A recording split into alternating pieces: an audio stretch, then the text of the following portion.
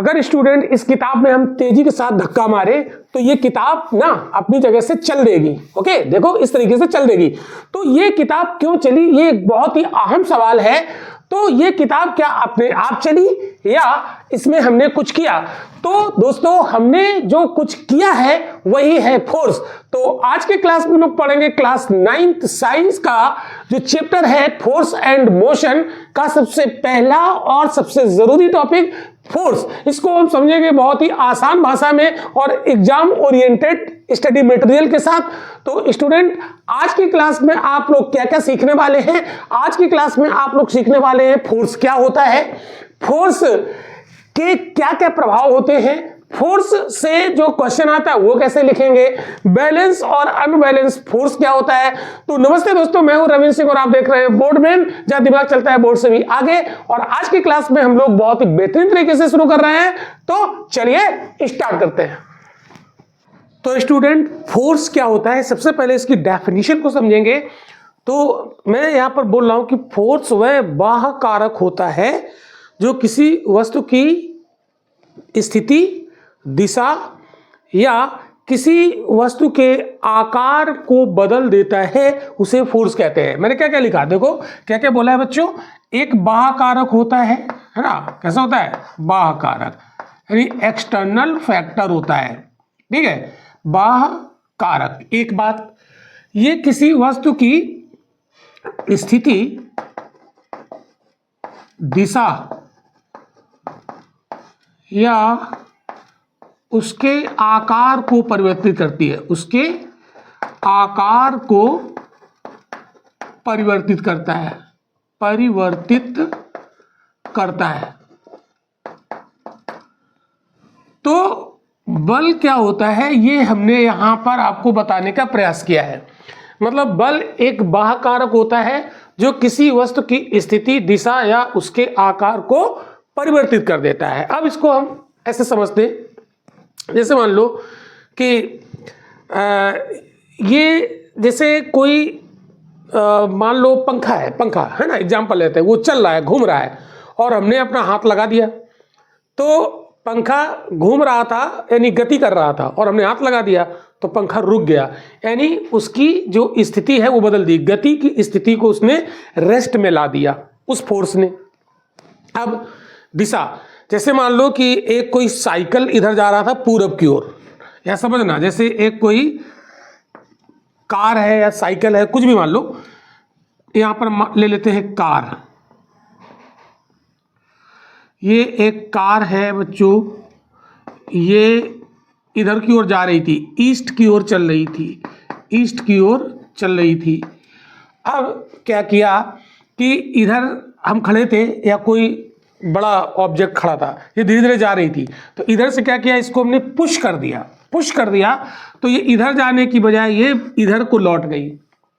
तो पूरब को जा रही थी और ये किधर पहुंच गई, ये पश्चिम की ओर चलने लगी। तो इसकी दिशा को क्या कर दिया गया, बदल दिया गया, ठीक है। तो किसकी वजह से बदला, वो कुछ जो हमने किया, यानी हमने एक फोर्स लगा दिया जिसकी वजह से ये इसकी दिशा बदल गई। तो वो फोर्स यानी वो जो बाह्य कारक है वही क्या कहलाएगा, फोर्स कहलाएगा। अब जैसे आकार है, मतलब जैसे मान लो हेयर बैंड है, तो हेयर बैंड को हमने ऐसे खींच दिया, जैसे गोल गोल हेयर बैंड है उसको हमने खींच दिया।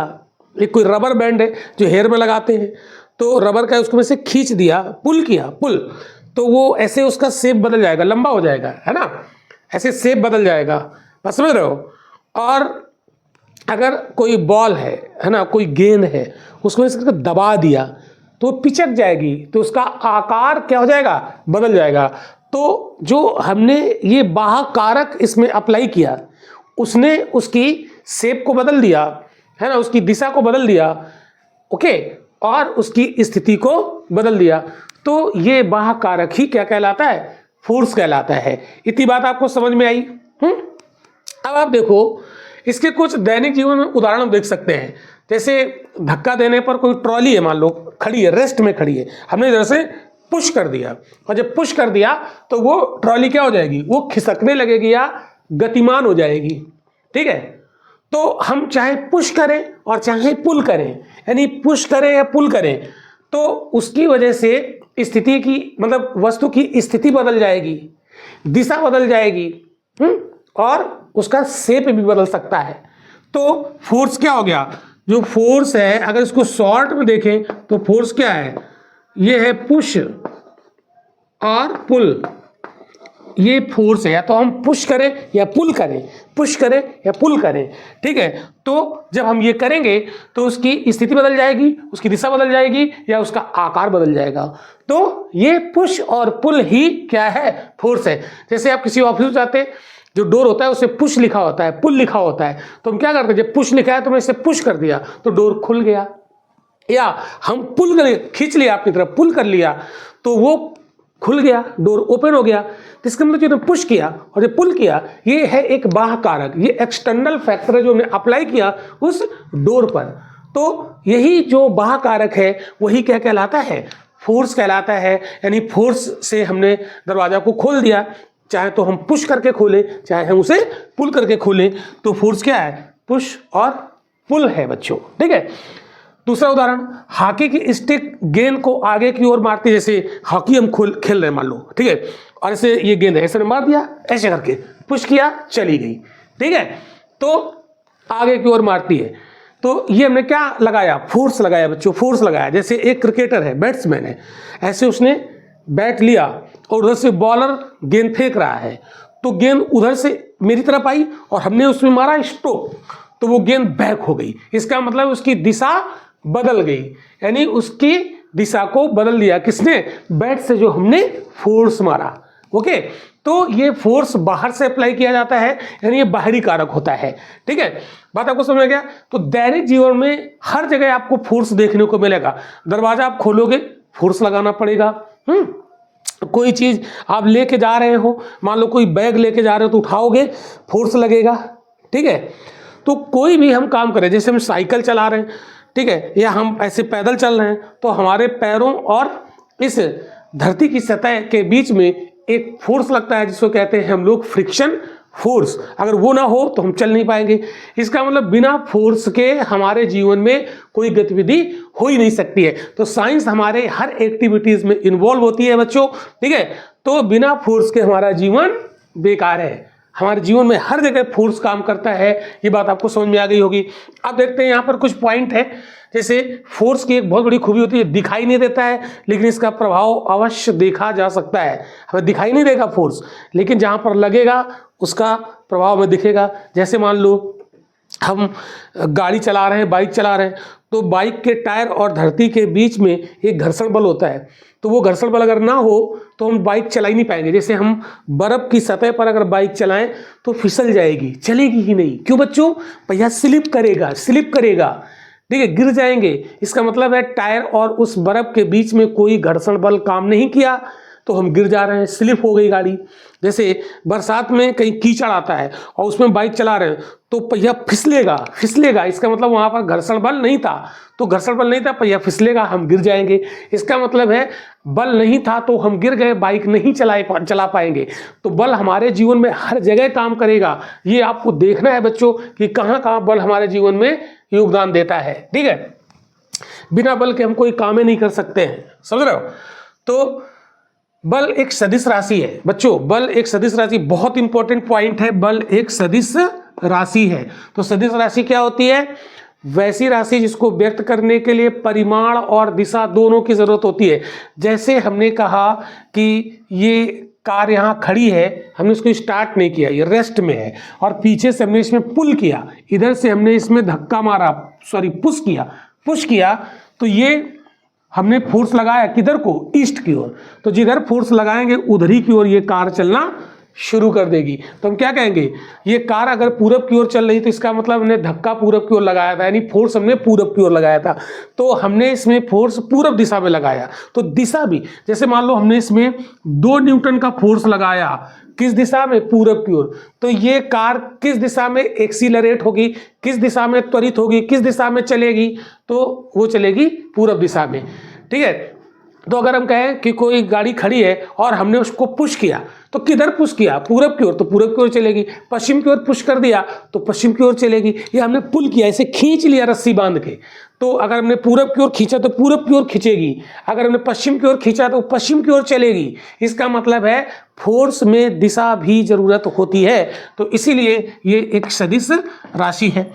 तो बल की दिशा त्वरण के समान होती है, जिधर फोर्स लगाएंगे उस उधरी की ओर गाड़ी एक्सीलरेट होगी, उसी की ओर उधरी की ओर त्वरित होगी। यानी जिस दिशा में हम फोर्स लगाएंगे गाड़ी उसी दिशा में चलेगी। चलने का मतलब है उसमें त्वरण आ गया, ठीक है। जब कोई गाड़ी चलाते हैं ना, कहते एक्सीलरेट हम कर रहे हैं, तो जैसे ही दिशा की ओर फोर्स लगाया गाड़ी उधरी की ओर एक्सीलरेट होगी, मतलब उधरी की ओर बढ़ेगी, उधरी की ओर उसमें त्वरण आएगा।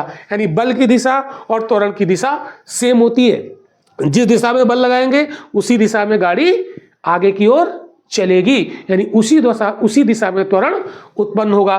तो वही बात लिखिए, बल की दिशा त्वरण के समान होती है, जिस दिशा में फोर्स लगेगा उसी दिशा में त्वरण होगा। यानी त्वरण भी एक सदिश राशि है, हम पहले ही पढ़ा चुके हैं। जिन बच्चों ने त्वरण वाला क्लास ना देखा हो, प्लेलिस्ट बनी हुई है हमारे अपने चैनल पर, तो वहाँ पर क्लास 9th मोशन चैप्टर नाम से बना हुआ है साइंस का, वहाँ जाओ, त्वरण पढ़ाया बहुत अच्छे से।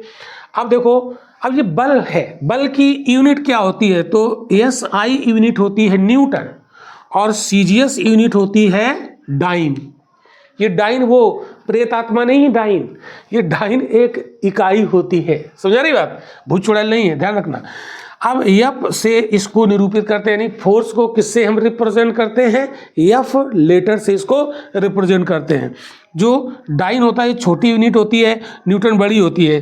तो नोट में हमने यहाँ पर लिखा है 1 न्यूटन में कितने डाइन होते हैं, 1 लाख डाइन होते हैं। अब इस 1 लाख को हम एक तरीके से और लिख सकते हैं, जैसे ये 10 लिखा, जितने यहाँ जीरो हैं 3 2 5, 5 पावर लगा दो, तो 1 न्यूटन बराबर 10 की घात 5 डाइन के बराबर होता है, ठीक है। चाहे 1 लाख डाइन लिख दो, चाहे डाइन लिखो। तो फोर्स क्या होता है बच्चों, पुश और पुल। अब हम लोग यहाँ पर देखते हैं, इतना आपको समझ में आ गया होगा। अब हम लोग देखने जा रहे हैं फोर्स के प्रभाव क्या क्या हो सकते हैं, ओके। तो यहाँ पर पहला प्रभाव हम बता रहे हैं, यहाँ पर वस्तु की स्थिति में परिवर्तन, यानी जब किसी वस्तु में हम फोर्स लगा देंगे तो उसकी स्थिति बदल जाएगी। कैसे, देखो समझो। मान लो कि कोई वस्तु रेस्ट की अवस्था में है, कैसी है, रेस्ट की अवस्था में है, यानी विराम अवस्था में है, रेस्ट में है। तो हमने उसमें फोर्स लगा दिया बच्चों, तो वो क्या करने लगेगी, गति करने लगेगी, क्या हो जाएगी, मोशन में आ जाएगी, यानी वो गतिशील हो जाएगी। मतलब बच्चों क्या हो जाएगा, मोशन में आ जाएगी।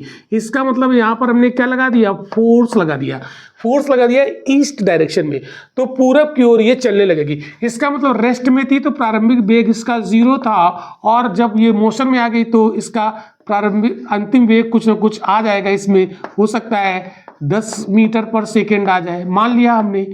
तो रेस्ट से मोशन में आ जाएगी, फोर्स लगा दिया। अब ध्यान रखना, ये रेस्ट से मोशन में तब तक नहीं आएगी जब तक कि इसमें हम फोर्स नहीं लगाएंगे। अगर कोई वस्तु विराम अवस्था में ऐसे पड़ी है तो पड़ी ही रहेगी, अगर उसमें हम फोर्स लगाएंगे तो वो चलने लगेगी, तो वो गतिशील हो जाएगी। तो बिना फोर्स लगाए कोई रेस्ट वाली चीज गतिशील नहीं हो सकती है।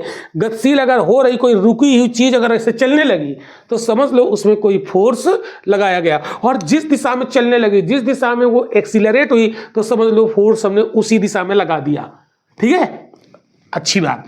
अब देखो, अगर कोई वस्तु मोशन यानी गतिशील थी, मोशन थी, मोशन में चल रही थी, तो हमने क्या किया, जैसे जैसे कोई चीज चली जा रही पकड़ के पीछे से खींच लिया उसको उल्टा डायरेक्शन में, मतलब वो पूरब में जा रही थी, हमने पीछे की ओर खींच लिया, पश्चिम की ओर, तो वो क्या हो जाएगी, रुक जाएगी। यानी मोशन वाली जो चीज है अगर उसमें फोर्स लगा दिया तो हो सकता है वो रेस्ट में आ जाए। इसका मतलब है उसका प्रारंभिक वेग यानी चल रही थी, यानी वो मान लो 5 मीटर पर सेकेंड था, ऐसे हमने उदाहरण लिया, 5 मीटर पर सेकेंड था, और जब हमने उसको रेस्ट कर दिया, रोक लिया, तो अंतिम वेग उसका क्या हो गया बच्चों, 0 हो गया। समझ में आ गई बात। अब देखते हैं चाल में परिवर्तन। तो चाल में परिवर्तन भी हम 2 तरीके से इसको समझ लेते हैं। चाल में परिवर्तन 2 तरीके से समझ लेते हैं। मान लो कोई वस्तु तेज गति से जा रही थी, ऐसे भागती चली जा रही थी, पकड़ के खींच लिया उल्टा। अगर वो पूरब की ओर जा रही थी, हमने पकड़ के पीछे की ओर खींच लिया, अपोजिट फोर्स लगा दिया, है ना, अपोजिट फोर्स लगा दिया, इसका मतलब है वो 10 मीटर पर सेकेंड की स्पीड से चल रही थी, यानी प्रारंभिक वेग उसका 10 मीटर पर सेकेंड था। ठीक है, फोर्स लगाने के बाद हमने उसका वेग कर दिया v, अंतिम वेग 5 मीटर पर सेकेंड। इसका मतलब क्या हुआ बच्चों, वो धीमी हो गई। क्या हो गई, धीमी हो गई। इसका मतलब उसकी स्पीड घट गई, चाल उसकी बदल गई, यानी वो चाल उसकी धीमी हो गई, मतलब वो धीमी हो गई क्योंकि हमने अपोजिट दिशा में फोर्स लगा दिया। लेकिन जिस दिशा में वो जा रही थी उसी दिशा में और हम पुश कर देते तो हो सकता है कि 10 मीटर पर सेकेंड से वो 15 मीटर पर सेकेंड हो जाती। ठीक है, तो फिर उसकी स्पीड तेज हो जाती। तो तेज वाला हम उदाहरण लिख लेते हैं, जैसे मान लो प्रारंभिक वेग उसका u 10 मीटर पर सेकेंड था और ये पूरब की ओर जा रही थी, हमने पूरब की ओर ही उसको पुश कर दिया, तो इसमें फोर्स लगा दिया सेम डायरेक्शन में जिस डायरेक्शन में चल रही थी, तो हो सकता है इसका अंतिम वेग 15 मीटर पर सेकेंड हो जाए। इसका मतलब वो और ज़्यादा तेज हो गई। ठीक है, तो इसने चाल में परिवर्तन किया, मतलब फोर्स लगाने से चाल बदल जाती है, कम हो सकती है, ज़्यादा हो सकती है, डिपेंड करेगा हम किस दिशा में फोर्स अप्लाई कर रहे हैं। समझ में आ गई बात। चलिए अब हम बात करते हैं दिशा में परिवर्तन। तो दिशा में परिवर्तन जैसे मान लो इसको समझते हैं कि जैसे ये कार है, मान लो ये कोई कार है, मानने में क्या जाता है, मान लेते हैं बच्चों। ठीक है, और मान ही नहीं लेते बल्कि बना देते हैं। तो ये एक बड़ी सी कार है, ठीक है, बड़ी सुंदर सी कार है, यहाँ पर हमने बना दी। ये जा रही है, ये जा रही बच्चों इस रोड पर, और ये किधर जा रही है, ईस्ट दिशा में जा रही है, पूरब की ओर चल रही है। हमने क्या किया, इससे फोर्स लगाया, इधर को जा रही थी, पकड़ा और खींच लिया पीछे की ओर। तो जा रही थी ये पूरब की ओर, हमने ज़्यादा तेज गति से खींचा, ज़्यादा फोर्स लगा के खींचा, तो ये चली गई अब वेस्ट डायरेक्शन में। तो जा रही थी बेचारी ईस्ट में, लेकिन हमने खींच लिया तो वो चली गई अब वेस्ट में, यानी दिशा में क्या हो गया, परिवर्तन हो गया। यानी फोर्स हम लगाकर किसी वस्तु की, किसी ऑब्जेक्ट की, वो ऑब्जेक्ट कार हो सकती है, साइकिल हो सकती है, मोटरसाइकिल हो सकती है, उसकी दिशा को बदल सकते हैं। वस्तु के आकार में परिवर्तन, जैसे हमने एक एग्जाम्पल लिया था कि जैसे मान लो ये एक रबर बैंड है, ये इस शेप में है बच्चों, तो इसको हमने क्या किया, ऐसे हाथ से पकड़ा और ऐसे खींच दिया। जब इसको खींच देंगे इसका मतलब हमने यहाँ पर लगाया फोर्स, और फोर्स लगाया तो हो सकता है ये इस आकार में आ गया, इसका आकार बदल गया, यानी वस्तु के आकार में परिवर्तन। जैसे हमने कोई एक बॉल लिया और बॉल को ऐसे दबा दिया, पुश कर दिया, तो उसका शेप गोल होगा, तो वो ओवल शेप यानी अंडाकार शेप में आ जाएगी, तो शेप बदल गया। तो ये हेयर बैंड था या रबर बैंड हम इसको कह सकते हैं, ये एक रबर का बैंड था, ऐसे में लगाया फोर्स तो ये गोल था, अब कैसा हो गया, ओवल शेप हो गया। कैसा हो गया, ओवल शेप हो गया। तो राउंड से ओवल हो गया, यानी वस्तु के आकार में परिवर्तन। तो स्टूडेंट ये आप यहाँ पर देख पा रहे हो, समझ पा रहे हो कि फोर्स के क्या क्या प्रभाव हो सकते हैं। बिल्कुल आपको ध्यान रखना है, स्क्रीनशॉट इसका ले सकते हो। अब हम बढ़ते हैं। तो स्टूडेंट यहाँ पर हमें और अच्छे से समझने के लिए हमने दो यहाँ पर केस लिए हैं आपके सामने। केस नंबर 1 है ऑब्जेक्ट इज एट रेस्ट, मतलब कोई ऑब्जेक्ट है, ऑब्जेक्ट मतलब कोई वस्तु हो सकती है, कार हो सकती है, बाइक हो सकती है, कुछ भी है, कुछ भी मान लो जो आपके दिमाग में है। तो वो वस्तु रेस्ट में है, मतलब विराम में ऐसे खड़ा है। ठीक है, तो इसमें प्रारंभिक वेग क्या होगा, 0, और वो चल ही नहीं रहा है। हम 1 घंटे बाद भी देखेंगे तो भी ऐसे खड़ा है, यानी समय के साथ उसका वेग नहीं बदला, मतलब जो है वही है, 0 था और 0 रहा, यानी प्रारंभिक वेग भी 0 है और अंतिम वेग भी 0 है। तो अब आप देखोगे यहाँ पर वेग में परिवर्तन नहीं हो रहा है। क्या हो रहा है, नहीं हो रहा है। जो पहले था 0 अभी भी 0 है बच्चों। ठीक है, तो नो चेंज इन वेलोसिटी, यहाँ पर क्या है, no change in velocity, no change in velocity, यानी वेग में कोई बदलाव नहीं हुआ। यानी जो वेग पहले था प्रारंभिक वेग u0 और अंतिम वेग भी 0 है, यानी वो चल ही नहीं रहा है, यानी टोटली रेस्ट में है। तो नो चेंज इन वेलोसिटी, जब वेग में कोई परिवर्तन नहीं हुआ, वेग परिवर्तन की दर को त्वरण कहते हैं। तो जब वेग परिवर्तित ही नहीं हुआ तो वेग परिवर्तन की दर कुछ निकलेगी ही नहीं, और वेग परिवर्तन की दर जब कुछ होगी नहीं तो एक्सीलरेशन यानी त्वरण इसमें नहीं होगा। तो नो एक्सीलरेशन, नो एक्सीलरेशन, आप क्या कहोगे हिंदी में, त्वरण इसमें नहीं होगा। वेग परिवर्तन होगा नहीं तो त्वरण होगा नहीं, क्योंकि जब तक वेग परिवर्तन नहीं होगा त्वरण परिवर्तित नहीं होगा, तो इसमें मतलब त्वरण नहीं होगा, तो इसमें त्वरण नहीं होगा, त्वरण नहीं होगा। ठीक है, अब त्वरण है नहीं, तो जब त्वरण है नहीं तो हमने आपको बताया था क्या, फोर्स की दिशा त्वरण की दिशा सेम होती है। तो जब त्वरण ही नहीं है तो उसमें कोई फोर्स भी नहीं लगा होगा। ठीक है, देखो तो यहां पर नो फोर्स, कोई बल काम नहीं कर रहा है, कोई बल काम नहीं कर रहा है, कोई बल काम नहीं कर रहा है, नहीं कर रहा है। ठीक है, मतलब F बराबर क्या हो जाएगा बच्चों, 0। F बराबर क्या हो जाएगा, 0।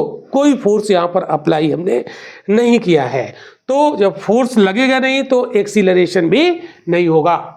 यानी कार हमारे दरवाजे पर खड़ी है, आज खड़ी है कल भी खड़ी है, यानी आज का वेग u0 प्रारंभिक, 2 घंटे के बाद का वेग उसी जगह पर खड़ी है, अंतिम वेग 0, यानी कोई फोर्स नहीं लगा। और जब कोई फोर्स नहीं लगा तो वो एक्सीलरेट होगी नहीं, वहीं खड़ी रहेगी, आगे बढ़ी ही नहीं। तो फोर्स नहीं तो एक्सीलरेशन भी नहीं, तो फोर्स 0 तो एक्सीलरेशन भी 0। एक्सीलरेशन क्या कहते हैं, ए 0 हो गया। ठीक है, इतनी बात समझ में आ गई। अब हम देखते हैं ऑब्जेक्ट इन यूनिफॉर्म मोशन, मतलब कोई वस्तु एक समान गति कर रहा है। यहाँ पर लिख दोगे वस्तु यानी ऑब्जेक्ट, ऑब्जेक्ट को वस्तु कहते हैं, वस्तु एक समान गति कर रहा है, एक समान गति कर रही है। अगर ये एक समान गति का मतलब क्या होता है, प्रारंभिक वेग और अंतिम वेग बराबर होता है। मतलब मान लिया हमने कि अगर u 5 मीटर पर सेकेंड है तो v भी 5 मीटर पर सेकेंड होगा। तो u 5 मीटर प्रति सेकेंड, देन v भी 5 मीटर पर सेकेंड है। इसका मतलब है कि जितना प्रारंभिक वेग था उतना ही अंतिम वेग है। इसका मतलब वेग बदल नहीं रहा है, तो ऑब्जेक्ट यूनिफॉर्म मोशन से चल रहा है, एक समान गति से चल रहा है। अब कुछ बच्चे कहेंगे सर हमें तो एक समान गति पता ही नहीं है, हम कैसे इसको समझ पाएंगे। तो स्टूडेंट परेशान नहीं होना है, अपने चैनल पर एक समान गति क्या होती है आपको समझाया गया है, वहां जाकर आप देखिए, प्लेलिस्ट बनी हुई है क्लास 9th साइंस मोशन के नाम से, वहां पर आपको पढ़ाया गया एक समान गति। तो टेंशन नहीं लेना, जाइए चैनल पर उस वीडियो को खोलिए, आप समझ लीजिए एक समान गति क्या होती है। तो एक समान गति का मतलब एक जैसी स्पीड में चलते रहना। ठीक है, असमान गति क्या होती है, ऐसे चले तेज भागने लगे, वो असमान होता है। लेकिन अगर हम ऐसे ऐसे चल रहे हैं, एक समान गति यानी जिस वेग से शुरू में चले थे वही वेग अंत तक है, यानी वेग परिवर्तन नहीं हुआ। यहां भी वेग परिवर्तन नहीं हुआ, वेग परिवर्तन नहीं हुआ। और बताओ बच्चों, जब वेग परिवर्तन नहीं होगा तो एक्सीलरेशन होगा क्या, तो नो एक्सीलरेशन, नो एक्सीलरेशन। और जब कोई एक्सीलरेशन नहीं होगा तो क्या हमने कोई इसमें एक्स्ट्रा फोर्स अप्लाई किया, नहीं, जितना शुरू में उतना ही बाद में, यानी हमने कोई इसमें एक्स्ट्रा फोर्स नहीं अप्लाई किया। तो वस्तु पर लगने वाला शुद्ध बल यानी नेट बल भी 0 होगा, यानी वस्तु पर लगने वाला नेट फोर्स भी 0 होगा। जब भी एक्सीलरेशन नहीं होगा तो नेट फोर्स भी नहीं होगा। क्या देखिए, समझ आ गया, समझ में आ गया। तो अब हम बात करते हैं और भी चीज़ों को समझते हैं, और अब हम बात करते हैं बैलेंस फोर्स और अनबैलेंस फोर्स। देखो क्या होता है, वस्तु पर विपरीत दिशा में कार्य करने वाले समान आकार के बल। अब कहेंगे सर हमें नहीं आया समझ में, कोई बात नहीं, हम बताते हैं। देखो कैसे नहीं आया समझ में, यहाँ पर देखते हैं। जैसे मान लो ये कोई कोई कोई क्या क्या मान लेते हैं फिर वही अपनी वाली कार है ना, अपनी वाली कार कौन सी है ये, डिफेंडर। ठीक है, चलो मर्सिडीज लोगे, मर्सिडीज मान लो, ये है कार। ठीक है, और ये कार खड़ी है अपनी जगह पर। ठीक है, हमने क्या किया, मेरा मन आया कि कार को हम पुश कर देते हैं, तो इधर से हमने लगाया एक फोर्स। ठीक है, वो मान लो F1 था। एक दूसरा आदमी आया, बोला नहीं नहीं नहीं इसको हम आगे नहीं जाने देंगे, तो उसने लगाया एक फोर्स अपोजिट F2।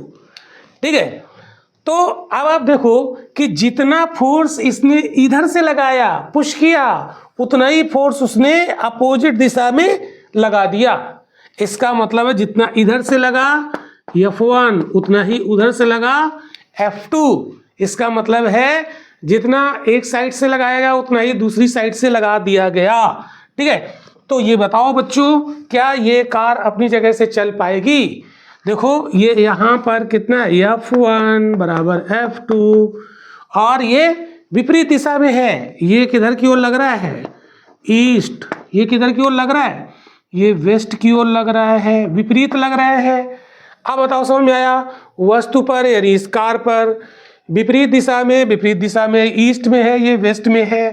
कार करने वाले समान आकार के बल, ये F1 और F2 समान आकार के हैं, मतलब दोनों बराबर है।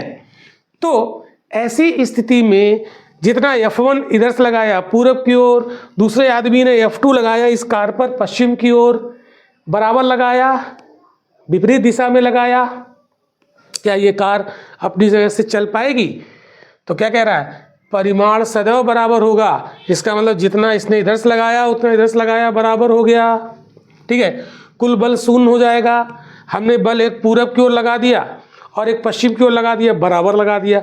तो हमने आपको बताया था पूरब की ओर जो लगता है वो प्लस होता है, पश्चिम की ओर लगता है वो माइनस होता है, और बराबर लगा दिया तो प्लस माइनस कट के 0 हो जाएगा, तो कुल बल क्या हो जाएगा, शून्य हो जाएगा। त्वरण उत्पन्न होगा क्या इसमें? नहीं होगा। क्यों?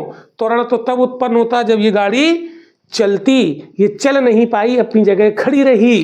तो जब हम किसी वस्तु पर बैलेंस फोर्स लगाते हैं तो उसमें त्वरण नहीं होता है, त्वरण उत्पन्न नहीं होता है, बिल्कुल नोट करिएगा। और गति में कोई परिवर्तन होगा, जैसे खड़ा है वैसे ही खड़ी रहेगी, कोई परिवर्तन हुआ क्या? नहीं हुआ। जादू हो गया ना। अब देखते हैं अनबैलेंस फोर्स में क्या होता है बच्चों। वस्तु पर समान विपरीत दिशा में, मतलब समान दिशा में भी हो सकता है, विपरीत दिशा में भी हो सकता है, कार्य करने वाले असमान आकार के बल को अनबैलेंस फोर्स कहते हैं। जैसे जैसे जैसे सुनो, जैसे इसने इधर से लगाया 10 न्यूटन का, इधर से लगा दिया 15 न्यूटन का फोर्स, तो इसने 10 न्यूटन का लगाया और उधर से लगाया 15 न्यूटन का, तो 10 न्यूटन वाले ने आगे बढ़ाने का प्रयास किया, इसने 5 ज़्यादा लगा दिया, तो कार पूरब के जाने की बजाय पश्चिम की ओर चलने लगेगी। ठीक है, ये केस। अब जानते हो क्या हुआ, इसने कहा कि हम इधर 10 न्यूटन का लगा रहे हैं, तो इसने कहा कि हम भी 10 न्यूटन का लगाएंगे, लेकिन हम भी पूरब की ओर लगा देंगे फोर्स। किधर की ओर लगा देंगे? पूरब की ओर फोर्स लगा देंगे। तो ये दोनों अब समान दिशा में लग गया। ये समान दिशा में लग गया तो ये 10 न्यूटन के लगाने से चल रही थी, 10 न्यूटन और लग गया तो डबल स्पीड में चलने लगेगी। यानी इस स्थिति में जब अनबैलेंस फोर्स लगेगा तो क्या होगा, ये परिणाम क्या हो जाएगा, बराबर तो नहीं होगा, परिमाण बराबर तो नहीं होगा। कुल बल शून्य होगा क्या? नहीं होगा। शून्य हुआ था क्या? अभी हमने बताया था, ये इधर तो जुड़ जाएगा, सेम डायरेक्शन में लग रहा है, 10 10 20 हो गया, शून्य तो हुआ नहीं। और जब वो उदाहरण लिया था कि 10 इधर ईस्ट को लगाए 15 वेस्ट को लगाए, तो 15 से 10 चले गए, 5 तब भी बचे, क्या बल शून्य हुआ था? नहीं शून्य हुआ था। तो इसमें त्वरण उत्पन्न होगा, बिल्कुल होगा। क्यों? क्योंकि ये कार, ये वस्तु चलायमान हो जाएगी, गतिशील हो जाएगी, तो इसलिए गतिशील हो जाएगी तो त्वरण उत्पन्न होगा। और गति की स्थिति में परिवर्तन करता है। अगर ये धीमे चल रही थी तेज चलने लगेगी, तेज चल रही थी तो धीमे चलने लगेगी। अगर अपोजिट लग गए, सेम दिशा में लग गए तो तेज हो जाएगी। अपोजिट दिशा में फोर्स लग गए, अनबैलेंस फोर्स, तो गति कम हो जाएगी। लेकिन गति शून्य नहीं होगी बच्चों। क्यों? क्योंकि बैलेंस फोर्स नहीं है। तो बैलेंस फोर्स, अनबैलेंस फोर्स समझ में आ गया। तो आज का क्लास कैसा लगा कमेंट करके जरूर बताइएगा, और ऐसी ही आसान तरीके से साइंस सीखने के लिए चैनल को सब्सक्राइब करके जरूर रखिएगा। चलिए मिलते हैं एक अगले वीडियो में, बहुत ही मजेदार वीडियो में। Thank you.